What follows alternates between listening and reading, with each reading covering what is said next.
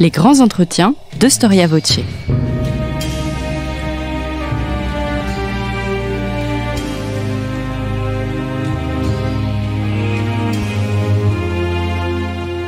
On retrouve Marie-Gwen Carichon. Bonjour chers amis et bienvenue sur votre chaîne de podcast préférée. Je rappelle que si nos podcasts sont gratuits, si on a fait le choix de ne pas faire appel à la publicité pour les financer, on a quand même besoin de vous pour continuer l'aventure. Et pour ça, je vous invite vivement à faire un don à notre association. C'est tout simple, il suffit de cliquer sur le lien indiqué dans la description de ce podcast, du podcast que vous êtes en train d'écouter. Et en faisant ce don, vous recevrez un abonnement gratuit au magazine Histoire et Civilisation. Qu'est-ce qu'une femme à la Renaissance ? Est-ce que la femme travaille ? A-t-elle les mêmes droits et les mêmes devoirs que les hommes ? Peut-elle s'accomplir hors du mariage et de la maternité ? La Renaissance, c'est une période que l'on fait courir entre le XIVe et le XVIe siècle. C'est assez défini dans les esprits, mais les femmes et les hommes de cette époque n'utilisaient pas du tout le terme Renaissance. On se doute d'ailleurs qu'ils ne sont pas entrés dans le XIV-XVe siècle avec la conscience d'entrer dans une période de renouveau, de rupture. Ces concepts sont d'ailleurs fortement relativisés par l'historiographie. La Renaissance, c'est une période d'effervescence. Certes, on pense bien entendu au domaine des idées, au domaine artistique, car c'est aussi ce qui nous reste de plus tangible, avec l'architecture, la littérature, la poésie, la peinture. Mais c'est aussi une période troublée par les guerres de religion qui déchirent le pays, régulièrement plongé dans un climat de violence. Et aujourd'hui, je reçois Sylvie Leclèche qui a écrit un livre dans lequel elle dresse des portraits de 15 femmes qui ont vécu à la Renaissance. Ce livre est paru en 2021, mais il vient d'être réédité aux éditions Talendier dans leur format poche. Donc, le nom de la collection, c'est Texto. Bonjour Sylvie Leclèche. Bonjour. Merci d'avoir répondu à notre invitation de venir parler de ce livre qui apparemment s'est très bien vendu s'il a été réédité.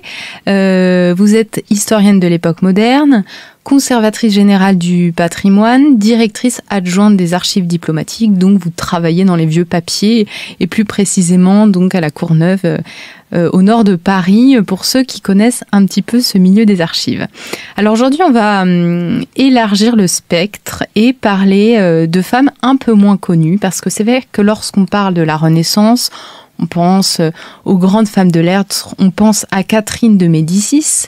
Mais vous avez aussi décidé de parler des femmes qui étaient moins connues, voire pas du tout connues, que vous êtes la seule à évoquer, et qui n'évoluaient pas forcément dans le monde ni de la politique, ni dans le monde artistique, ni dans le monde littéraire.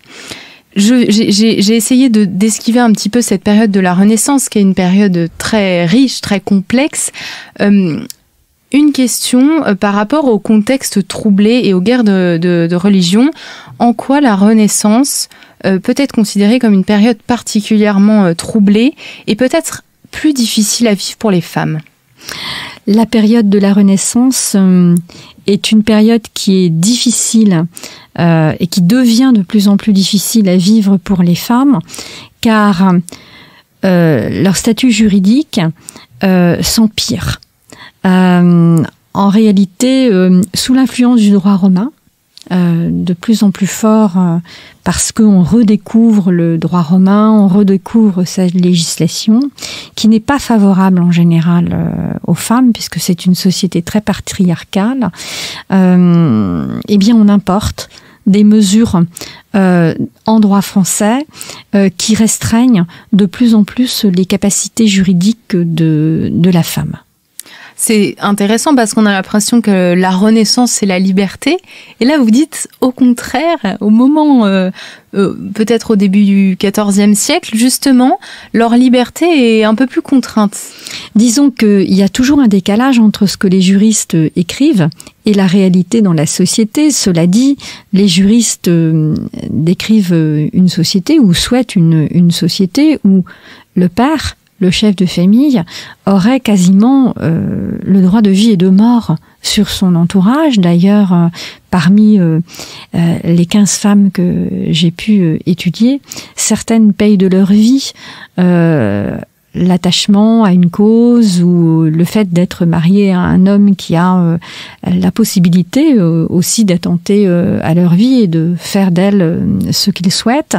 Et au fur et à mesure du siècle, alors que l'époque se durcit déjà entre les hommes eux-mêmes, entre les hommes et les femmes, mais les femmes sont de moins en moins protégées et elles subissent un peu une forme de double peine, c'est-à-dire que comme tout le monde, elles subissent bien entendu la dureté des temps, mais en tant que femmes, elles sont de moins en moins protégées, voire même elles peuvent être progressivement exclues d'un certain nombre de métiers, puisqu'on considère que jusqu'à la fin du Moyen-Âge, exercer une activité artisanale, par exemple, n'était pas véritablement genré.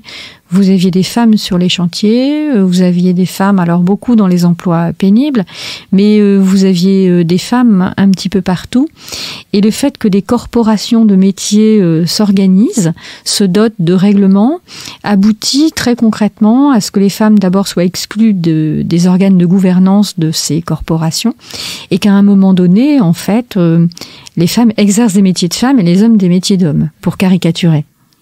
On va revenir sur cette question du travail et du travail des femmes. Est-ce que concrètement, elles ont un statut juridique très différent de celui des hommes ? Est-ce qu'elles ont les mêmes droits et les mêmes devoirs que les hommes, ou est-ce que justement il y a une vraie différence à ce niveau-là ? La société du XVIe siècle, c'est une société très normative qui est paradoxale. C'est-à-dire que, par exemple, du point de vue des comportements sexuels, c'est une société qui pourrait apparaître comme très légère, très licencieuse. L'Église a beau s'échiner à moraliser la société et à instituer le mariage comme vraiment le point d'aboutissement en fait de ce que peuvent faire un homme et une femme dans leur vie. La réalité est tout autre. Mais les femmes, du point de vue des normes sociales, sont davantage surveillées que les hommes. Et par exemple, l'adultère féminin, qui existe bel et bien à la Renaissance, qui peut être toléré d'une certaine manière, à un moment donné, il sera moins toléré que l'adultère masculin. La violence et le fait de 90% d'hommes et d'un nombre infime de femmes, même s'il y a des femmes effectivement violentes. Mais c'est vrai que le regard que porte la société sur la violence féminine est beaucoup plus sévère que celui porté sur la violence de l'homme, chez qui on va excuser ce qu'on appelle dans les textes la chaude colle, c'est-à-dire la colère. Le caractère sanguin qui fait qu'à un moment donné, un homme sort une arme blanche et trucide son voisin dans une taverne à la suite d'une rixe ou quelque chose comme ça. Toutes les femmes travaillaient-elles à cette période ? Alors tout dépend de ce qu'on appelle le travail.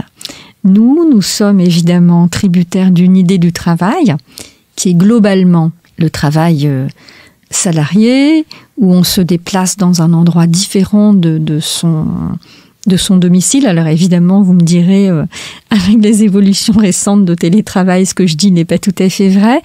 Mais à l'époque, les femmes créent de la valeur économique. Ce n'est pas le travail tel qu'on l'entend aujourd'hui, mais malgré tout, certaines avaient des activités créatrices de valeur. D'abord, partons des plus privilégiées, celles qui étaient à la tête d'un domaine foncier. C'est d'ailleurs dans cette catégorie de la société qu'on retrouve le moins d'atteinte finalement aux droits des femmes, puisque dans certaines coutumes, comme dans les coutumes de l'Ouest, les femmes peuvent hériter à égalité avec leurs frères. Mais prenons l'exemple des châtelaines, des femmes qui vivent dans des petits manoirs. Elles travaillent dans le sens où elles ont une capacité à gérer leur domaine. Donc il faut des connaissances, même si elles sont entourées, il faut des connaissances pour ça. Elles ne passent pas leur temps, si vous voulez, à la chasse à courre ou dans les bals à la cour. Les femmes d'imprimeurs ne sont pas que des collaboratrices zélées auprès de leur époux. L'une des femmes que j'ai étudiées tient une imprimerie à Paris. Elle est mariée à l'un des imprimeurs allemands, l'un des premiers qui est arrivé à Paris pour fonder une imprimerie. Et quand son mari part vendre des livres en Allemagne sur les grandes foires, elle négocie des contrats, par exemple, de coédition avec des Espagnols. Elle s'occupe du stock. Elle est responsable du travail de plusieurs ouvriers et donc elle a un vrai travail au bénéfice de l'entreprise familiale. J'ai aussi étudié Louise Bourgeois, qui est une sage-femme. Certes, Louise Bourgeois, son avenir professionnel a été dans un premier temps assuré par le fait qu'elle était l'épouse d'un chirurgien, élève du célèbre chirurgien Ambroise Paré. Donc elle était déjà un peu dans le milieu. Cela dit, elle a passé son examen de sage-femme. Elle a exercé, elle a été repérée par Henri IV et Marie de Médicis et elle est devenue la sage-femme des reines et des princesses. Donc c'est un métier que d'être sage-femme, même si le savoir féminin en matière d'accouchement était considéré et de plus en plus considéré quand on s'approche vers le XVIIe siècle comme un savoir de nature subalterne, technique, fondé sur l'observation et non pas un savoir théorique et savant. Mais vous voyez, à travers ces quelques exemples, on voit bien des femmes qui travaillent et puis beaucoup de femmes vivent du commerce, travaillent chez elles, sont responsables de la production d'un certain nombre d'articles de vente et vendent effectivement ces articles. Donc dans la sphère du commerce, dans la sphère de l'agriculture, dans la sphère de la mise en valeur de domaines fonciers ou dans des sphères plus techniques, vous retrouvez des femmes qui créent de la valeur économique pour leur entourage et pour leur pays. Alors on va aborder les portraits que vous venez d'esquisser. En même temps, heureusement qu'elles travaillent, sinon vous auriez peut-être pas pu écrire leur histoire. Comment est-ce que vous avez choisi ces 15 vies ? Comment vous avez sélectionné ces 15 femmes ? Alors, d'un point de vue de l'intention, nous avions discuté avec l'éditeur et je voulais éviter de recommencer les mêmes ouvrages sur les femmes très célèbres, les reines et les princesses. Elles sont incontournables, donc il y en a plusieurs, bien entendu, dans le livre. La sœur de François Ier, Marguerite d'Angoulême. Au-delà de Marguerite, il y a Catherine de Médicis, bien entendu, mais en dehors de ces deux-là, j'ai voulu prendre des femmes pour en considérant ce qui représentait leur vie, c'est-à-dire quelle était la caractéristique dominante de leur vie. Alors il y a des femmes qui ont écrit et qui se sont fait un nom à l'époque dans la littérature. Il y a des femmes qui ont été commerçantes. Il y a des femmes que j'ai étudiées sous l'angle de femmes plutôt réprouvées, appartenant à des couches moins favorisées de la société. Donc j'ai essayé de trouver parmi toutes les couches sociales des parcours de vie que je pouvais raconter parce qu'il y avait des traces écrites. Il est évident qu'il faut un minimum de traces écrites pour raconter une histoire et replacer un personnage dans le contexte de son époque. C'est la personne qui travaille aux archives qui parle. Vous avez évoqué Charlotte Guillard, donc l'imprimeuse du quartier latin, qui est une chef d'entreprise à poigne. Enfin, en tout cas, quand on lit votre récit, qui est très renseigné. Comment est-ce que vous avez découvert cette histoire et quelles sont justement ces traces qui vous ont permis d'écrire ce portrait ? Alors, je dois rendre hommage à un certain nombre de travaux antérieurs. En réalité, en France, l'histoire des femmes, qui consiste en fait à faire sortir les femmes de leur invisibilisation, est une matière qui se développe depuis au moins 10 ans. Et beaucoup de thèses d'histoire ont porté sur les femmes. Et fort heureusement, alors soit certaines ont été publiées, soit on les retrouve effectivement en ligne. Moi, je suis entrée en contact avec un certain nombre d'historiennes qui ont étudié les femmes. Une historienne comme Nathalie Zemon Davis, par exemple, historienne, et qui a beaucoup travaillé sur les récits de pardon, s'est fait une spécialité, je dirais, de comment les femmes se défendent en justice quand elles doivent plaider pour éviter en fait la peine de mort.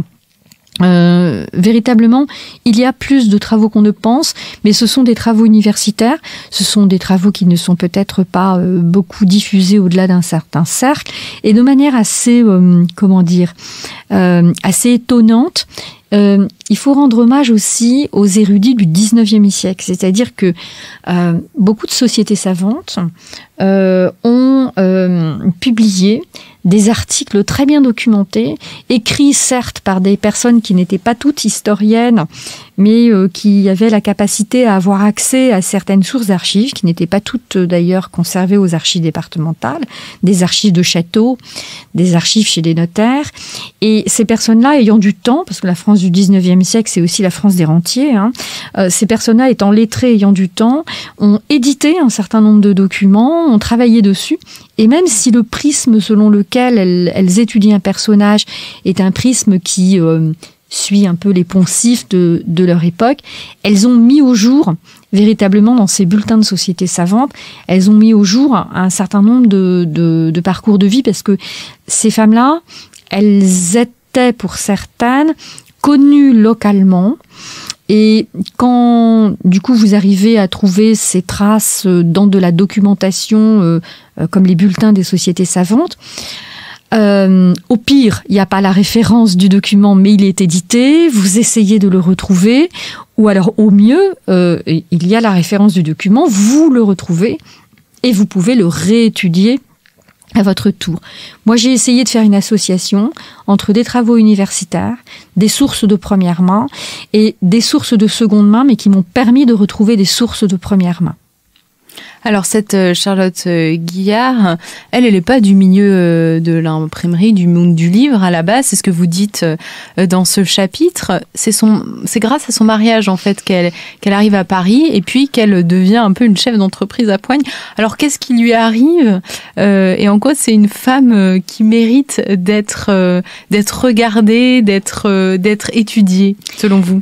Alors pour moi, ce que j'ai trouvé de très intéressant dans le parcours de Charlotte Guillard, c'est que d'abord, elle fait partie d'un milieu rural qui illustre très bien la reprise démographique et la reprise économique des campagnes au début du XVIe siècle. Dans sa famille, elle a un certain nombre de petits officiers royaux. Donc, elle est originaire du Maine, de l'ouest de la France. Dans des circonstances qui ne sont pas totalement élucidées, elle arrive à Paris. Elle se marie avec cet imprimeur d'origine allemande qui est plus âgé. D'ailleurs, c'est une femme qui se marie plusieurs fois. À chaque fois, elle est veuve.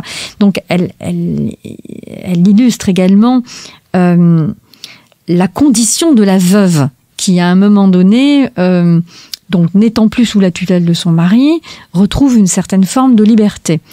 Et puis, par son activité économique, elle a un certain rôle dans la société. Et ce qui m'a intéressée, c'est que elle s'est dévouée entièrement à cette entreprise, parce que Charlotte Guillard, s'étant mariée plusieurs fois, n'a eu aucun enfant. Elle a reporté son intérêt, son affection sur ses neveux, et elle a eu une véritable stratégie familiale où elle a casé ses neveux, elle leur a fait faire de très beaux mariages, dans le milieu de l'imprimerie d'ailleurs, à un niveau européen. L'un de ses neveux a épousé en fait une fille du célèbre imprimeur Plantin à Anvers, et elle a donné une dimension en fait à sa famille, bien que elle et ses différents maris n'aient jamais eu d'enfants. Donc elle a un raisonnement à double niveau, une stratégie familiale qui consiste à faire le bonheur du clan, si je puis dire, et à lui assurer une pérennité, et puis une stratégie économique qui est liée d'ailleurs à la stratégie familiale, et où il s'agit de faire durer cette entreprise, de la faire évoluer, de diversifier son catalogue, et de trouver de nouveaux marchés. Et peut-être qu'elle n'était pas très lettrée à la base, mais elle a appris sur le tas, et elle est très représentative d'un savoir que l'on voit chez un certain nombre de femmes, c'est-à-dire que ces femmes dominent les techniques de gestion. Alors c'est un savoir qui, par rapport au savoir masculin, est un savoir qui est minoré. En gros, ce ne sont pas des intellectuels, mais c'est pas parce qu'elles sont pas des intellectuelles pour certaines qu'elles sont sottes et qu'elles ne savent rien faire. Voilà. Et puis le monde du livre. Et le monde du livre touche quand même beaucoup le milieu elle intellectuel. Elle a été forcément en contact avec tout un milieu qui fréquentait l'imprimerie, qui étaient des personnes qui étaient des humanistes, qui fréquentaient ou l'université ou le Collège de France, enfin ce qui est devenu ensuite le Collège de France, qui était le Collège des lecteurs royaux.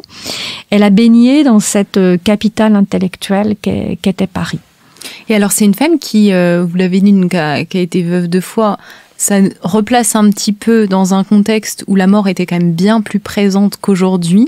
C'était pas courant, mais c'était mine de rien, un peu plus courant d'être veuve qu'aujourd'hui.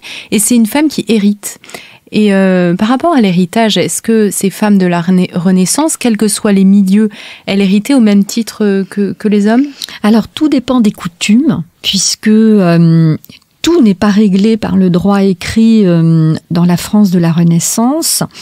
En gros, mais vraiment en très gros, parce qu'il existe de nombreuses nuances, dans la France du Sud, on vit sur une tradition de pays de droit écrit, et la femme n'hérite pas.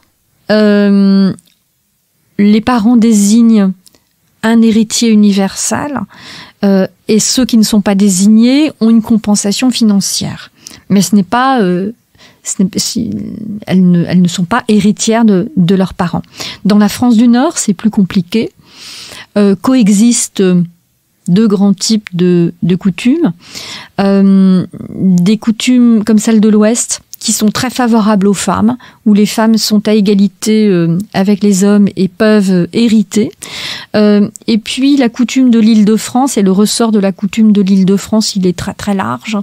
Eh bien, on dit qu'une femme qui se marie, elle a une dot, et sa dot, en quelque sorte, c'est pour solde de tout compte. Quand ses parents mourront, elle ne pourra pas revendiquer l'héritage parce qu'elle a déjà été dédommagée.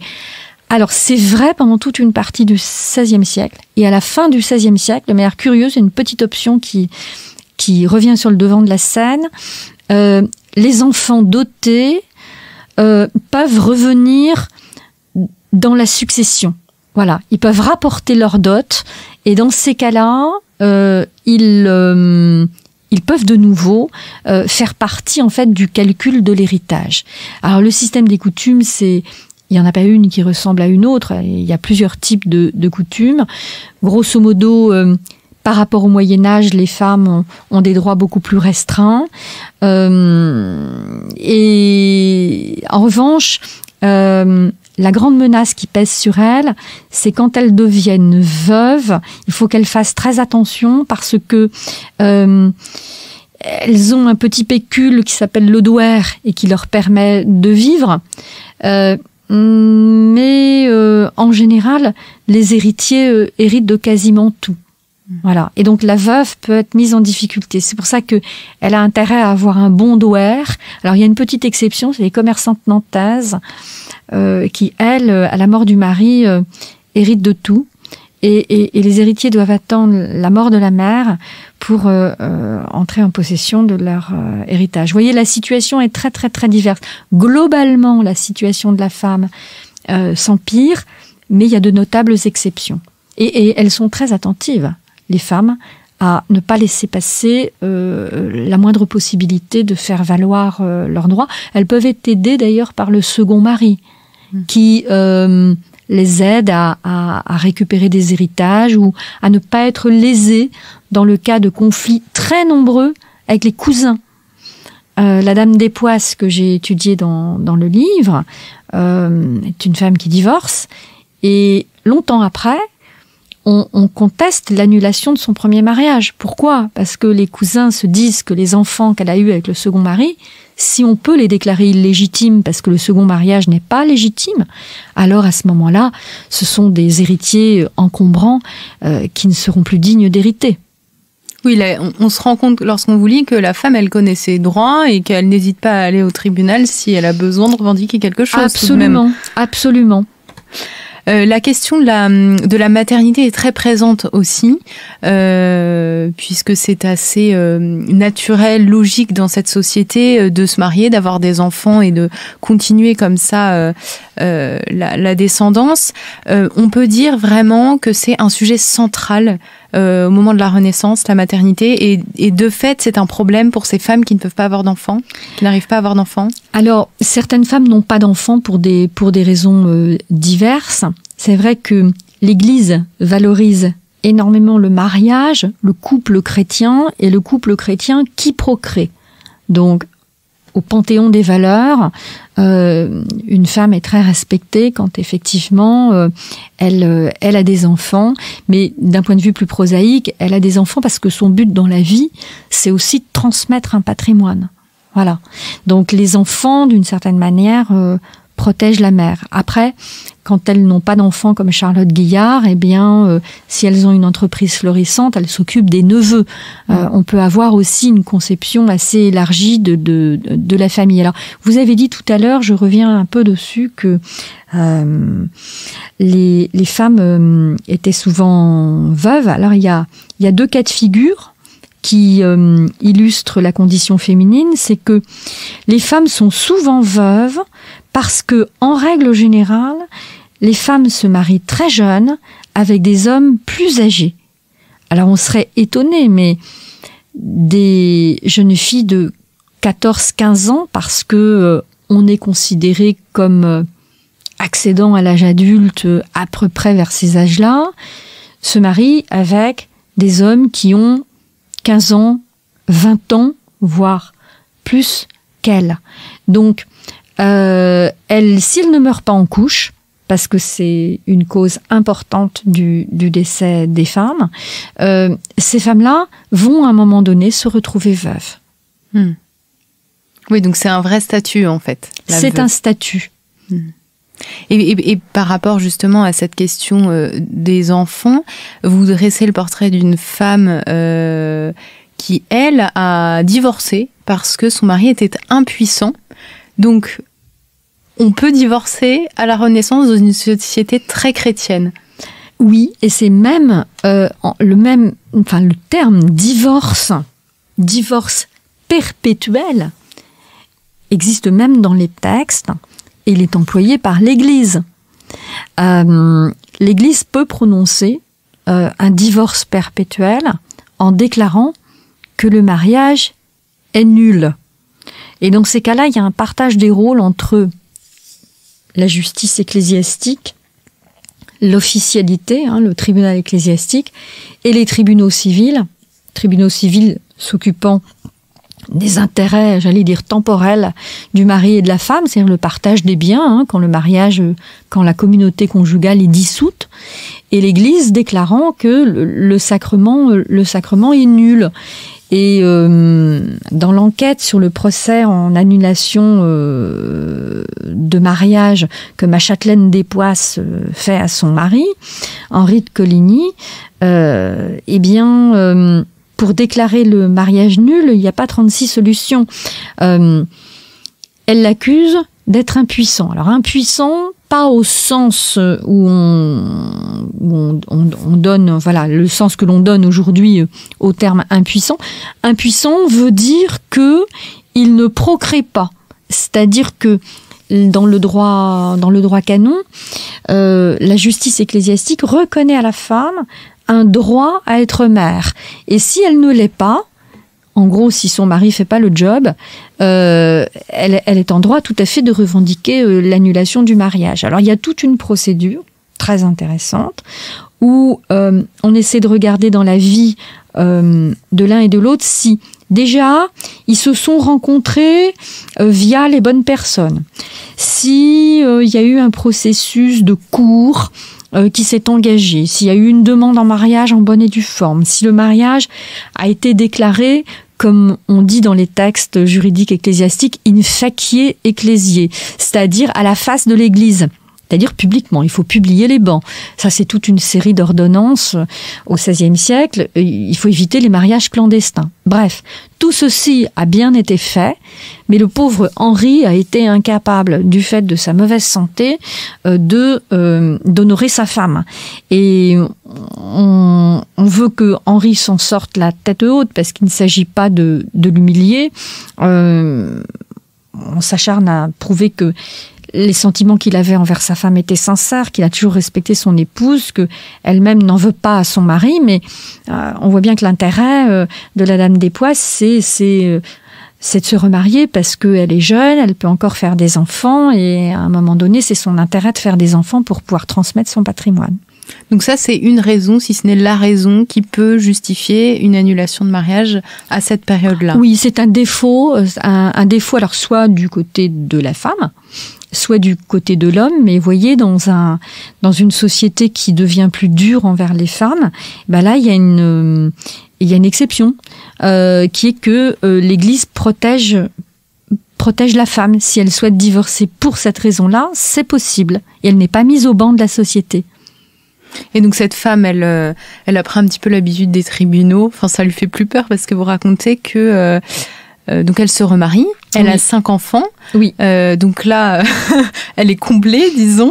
Et en fait, il y a des rumeurs sur l'annulation de son mariage, et elle décide de retourner un petit peu faire valoir ses droits et expliquer la vérité sur cette annulation.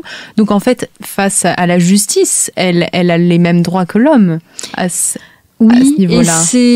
Alors, elle a les mêmes droits, et c'est un droit qu'elle exerce en couple. C'est-à-dire que dans le procès qui l'oppose à ses cousins, elle va utiliser l'argument de diffamation. Parce qu'on est dans une société où la fama, la réputation en latin, est très importante. Autant c'est une société qui peut être très licencieuse et j'allais dire prendre des libertés avec les normes de comportement, autant il faut pas que ça se sache. Ou alors, si on attaque publiquement quelqu'un, surtout quelqu'un de la petite noblesse comme ça, la réputation de l'ensemble de la famille peut être entachée. Et dans les documents du procès, le couple dit qu'il souhaite réserver un statut social à ses nombreux enfants, et qu'il est hors de question qu'on dise d'eux qu'ils sont des bâtards. Et donc, ils vont prouver que quand on dit que leur mariage n'est pas légitime, non seulement c'est faux juridiquement, mais c'est plus grave que ça. Ils en appellent au roi parce que leur réputation est atteinte. Par ricochet, la réputation de leurs enfants est atteinte également. Et le devoir de bons parents, c'est d'assurer un avenir social sans tache à ses enfants. Et le concept l'argument, disons, de diffamation finit par l'emporter, et les cousins malveillants sont condamnés finalement par le juge, et le jugement est confirmé par le roi. Les mauvais cousins sont condamnés à faire des dons de bienfaisance aux hôpitaux, aux pauvres, à reconnaître publiquement qu'ils ont diffamé leurs parents, et à ne plus jamais recommencer. Oui, ça se termine bien pour le couple, mais un peu moins bien pour les cousins. Et vous avez parlé tout à l'heure de donc la sage-femme Louise Bourgeois, qui est à la fois sage-femme du peuple, mais aussi elle a des patients assez prestigieux. Et elle a consigné ses conseils dans un livre qui s'appelle Observations diverses sur la stérilité, perte de fruits, fécondité, accouchement et maladie des femmes et enfants nouveau-nés. Je vous donne tout le titre au cas où vous voulez retrouver la référence. Ce livre, c'est une mine d'informations pour comprendre la vie des femmes à la Renaissance, et puis l'intime en fait de ce qui se passe dans les familles à cette période-là, au XVe siècle. Alors vous allez me dire que ça doit ressembler un petit peu à ce qui se passe aujourd'hui dans les familles, mais ça doit être une mine d'informations pour le quotidien. Absolument. Et alors, si le titre est si long, parce que effectivement c'est le vrai titre, l'ouvrage a été numérisé, il se trouve sur Gallica, le site de la Bibliothèque nationale de France. Il est très intéressant. Le titre est long parce que ce qui occupe Louise Bourgeois, c'est la grossesse d'une femme. Donc, à partir du moment où elle est enceinte, il faut surveiller la santé, effectivement, de la future mère. La future mère accouche, et une fois qu'elle a accouché, il faut qu'elle se rétablisse, et il faut que le nouveau-né survive. Donc, c'est à la fois un manuel de santé pour les femmes enceintes et un manuel de puériculture.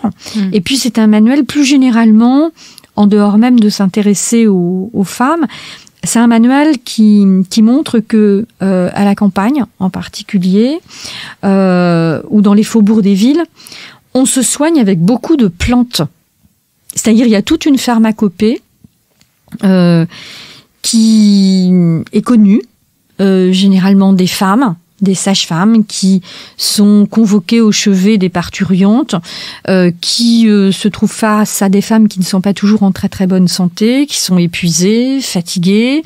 Elle fait bien une distinction d'ailleurs entre les femmes des villes et les femmes des campagnes qui sont habituées à des travaux physiques assez importants. Du coup, ça produit des pathologies chez elles qui sont différentes de celles des femmes des villes. Et à chaque maladie, elle essaie de trouver l'emploi d'une plante. Elle parle de fumigation, elle parle de décoction. C'est une sorte de remède qui est fondé sur une transmission probablement orale de savoir entre les différentes femmes. Et à l'époque, bien, il existe pas grand-chose en fait pour se soigner, sauf quand on connaît bien les plantes et leurs principes actifs. Alors, vous consacrez également un chapitre à Gabrielle d'Estrées, qui est donc la maîtresse du roi Henri IV. Alors là, on est dans la sphère plus politique. Il faut préciser tout de même qu'elle a eu une vie assez courte, cette Gabrielle d'Estrées, puisqu'elle est morte en couche. Donc ça fait écho à ce qu'on disait tout à l'heure. C'est une mort qui est de fait assez commune. Cette presque reine, comme on a pu le dire, est-ce qu'elle a eu un rôle politique auprès d'Henri IV ? Alors on lui a prêté, ses ennemis qui étaient les protestants, les réformés, lui ont prêté un rôle politique malfaisant dans un premier temps, puisque selon eux, c'est elle qui a poussé Henri IV à se convertir au catholicisme et à abandonner la foi réformée.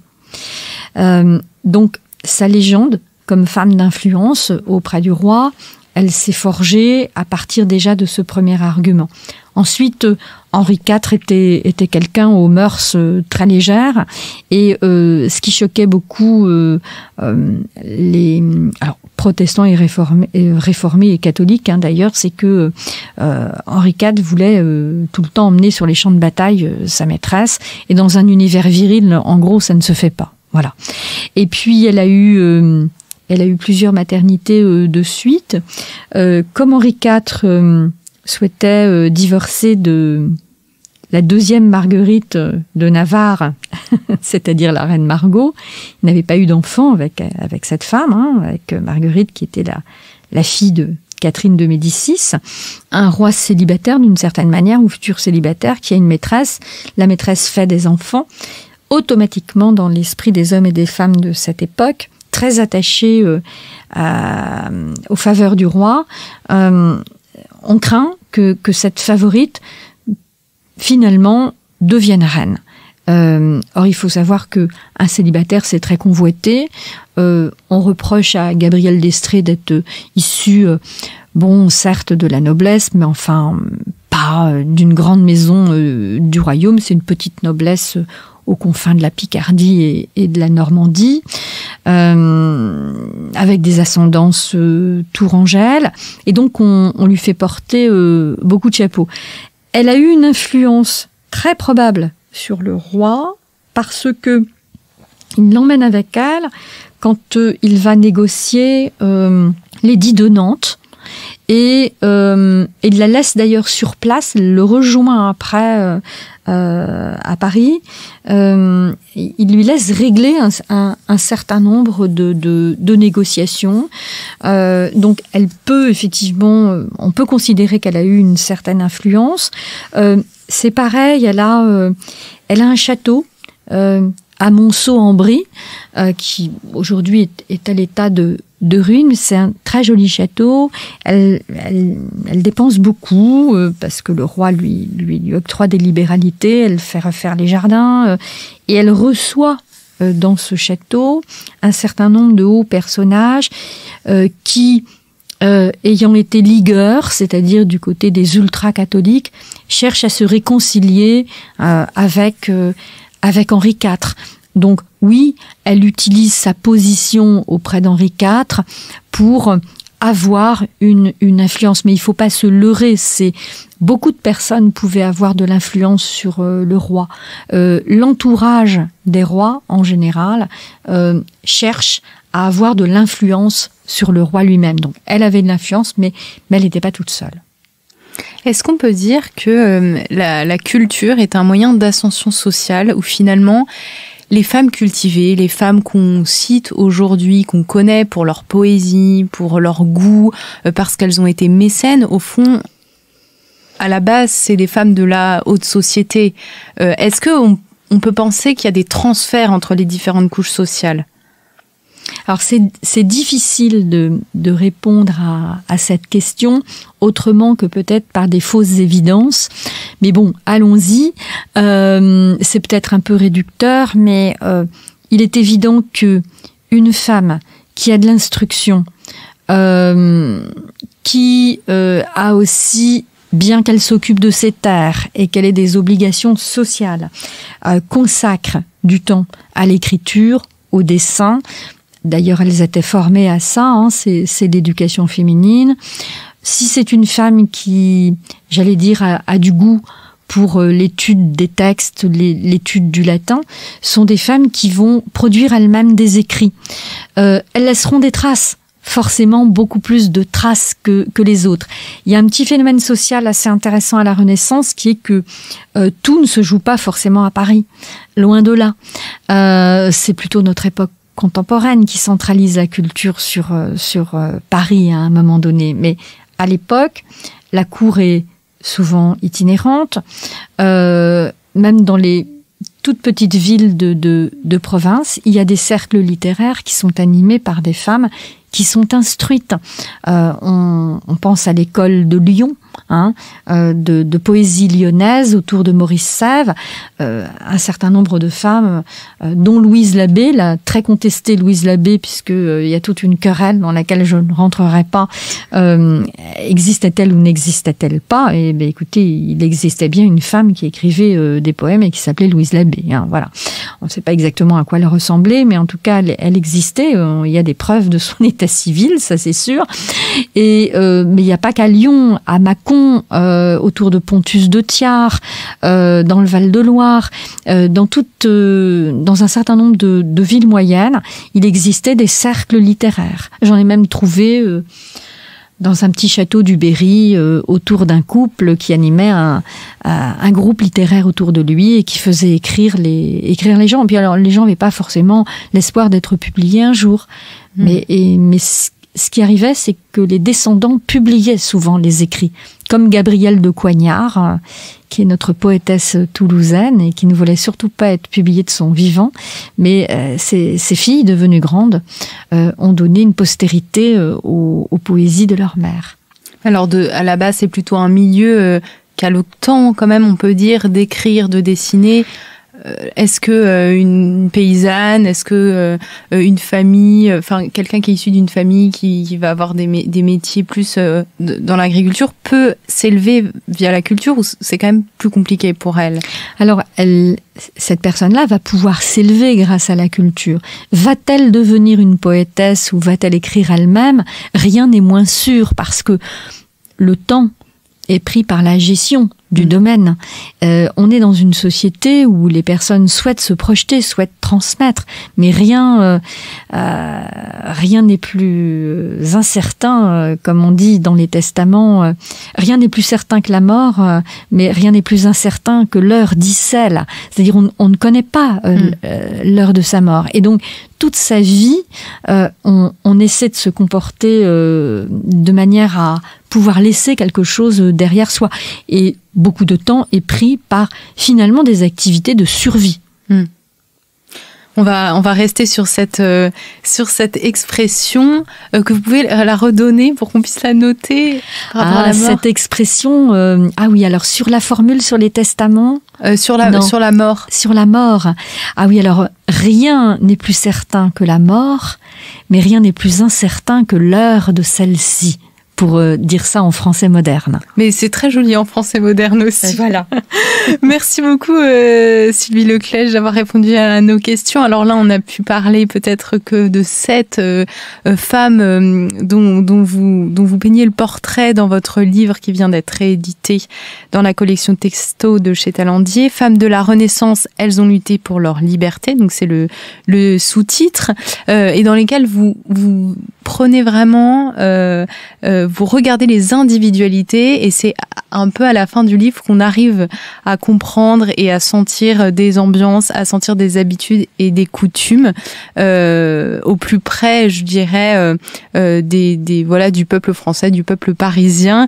Et je tiens vraiment à le souligner, vous ne regardez pas que les grandes poétesses, les grandes femmes politiques, mais vraiment un petit peu Madame Tout-le-Monde, pour utiliser une expression un peu contemporaine.